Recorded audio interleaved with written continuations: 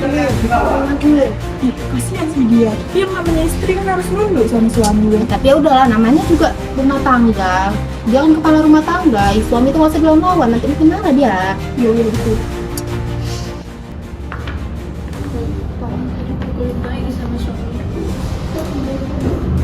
Namanya rumah tangga, suami itu kan pemimpin.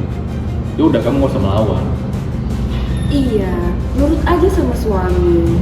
Lagian rumah tangga itu harus dijaga. Berbagai bentuk penganiayaan oleh suami kepada istrinya saat sang istri dalam kondisi berbadan dua. Eksekusi kasus kekerasan dalam rumah tangga KDRT. Terpidana berinisial ND, salah seorang dosen di salah satu universitas negeri di Kota Padang.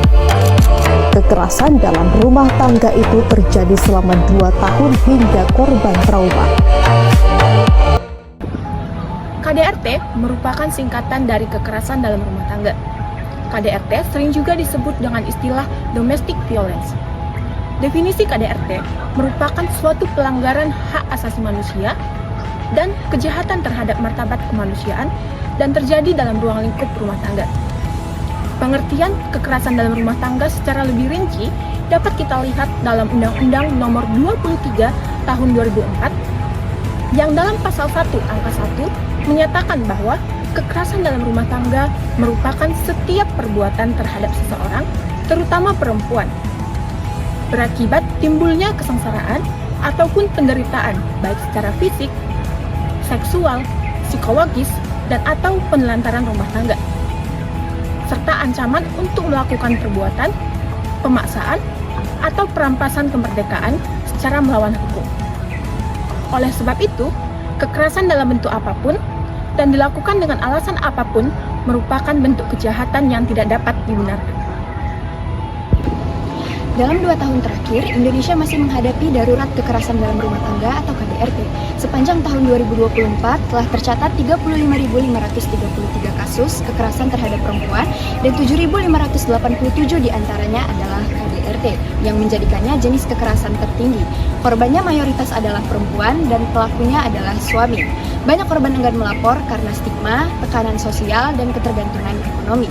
Pada tahun 2025 hingga September 2025 telah tercatat sebanyak 10.240 kasus KDRT, yang dimana angka ini belum mencerminkan kasus yang sebenarnya terjadi.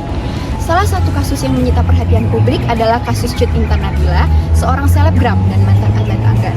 Ia menceritakan bahwa selama 5 tahun pernikahannya ia mengalami KDRT, kekerasan fisik dan kekerasan psikis yang dilakukan oleh suaminya. Setelah viralnya rekaman CCTV kekerasan yang ia alami, ini membuka mata publik bahwa KDRT dapat terjadi kepada siapapun, termasuk yang terlihat kuat di mata publik. Di balik maraknya kasus kekerasan dalam rumah tangga, terdapat satu akar masalah yang sering tak terlihat, yaitu budaya patriarki. Patriarki berasal dari kata patriarkat, yang berarti struktur yang menempatkan laki-laki sebagai penguasa tunggal, sentral, dan segala-galanya.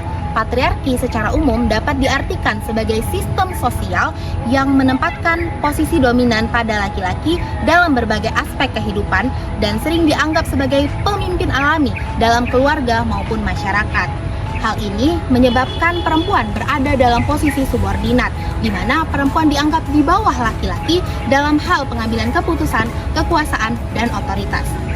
Di Indonesia sendiri, budaya patriarki masih mudah sekali dijumpai. Misalnya dengan adanya ungkapan, istri harus patuh terhadap suami, atau istri harus menuruti semua keinginan suami.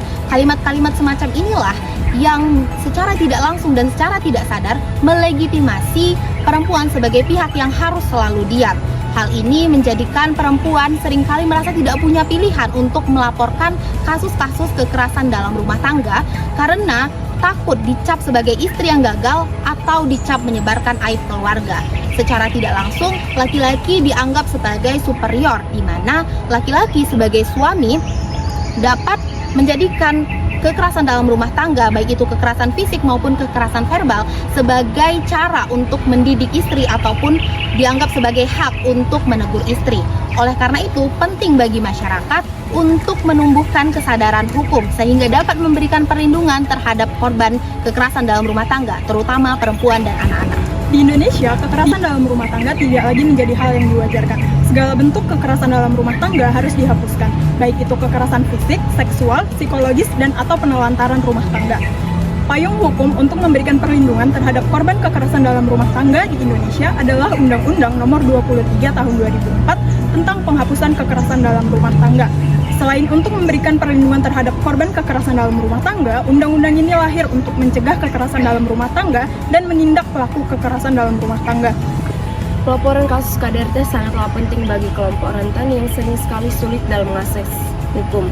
Pelaporan kasus KDRT juga membuka akses bagi aparat penegak hukum untuk menindaklanjuti pelaku dan juga untuk menghentikan tindakan kasus kekerasan secara berulang.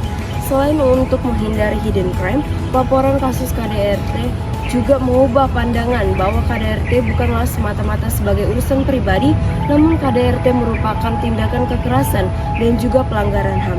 Oleh karena itu, kesadaran oleh korban dan juga keluarga korban sangatlah penting untuk melapor agar terputusnya rantai kekerasan dan juga mewujudkan lingkungan yang adil dan aman. KDRT bukanlah hal yang biasa, suaramu berharga dan pantas untuk didengar.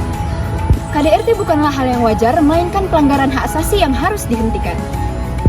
Kita semua berhak hidup tanpa ketakutan. Laporkan KDRT agar pelaku dapat dihentikan dan korban mendapat perlindungan. Budaya patriarki tidak bisa jadi alasan. Hentikan KDRT dengan menyuarakan kebenaran dan mencari bantuan hukum. Ingat, melapor bukan lain, melainkan keberanian bersama untuk melindungi perempuan, anak, dan generasinya. Berani bersuara, lawan KDRT, selamatkan perempuan dan anak.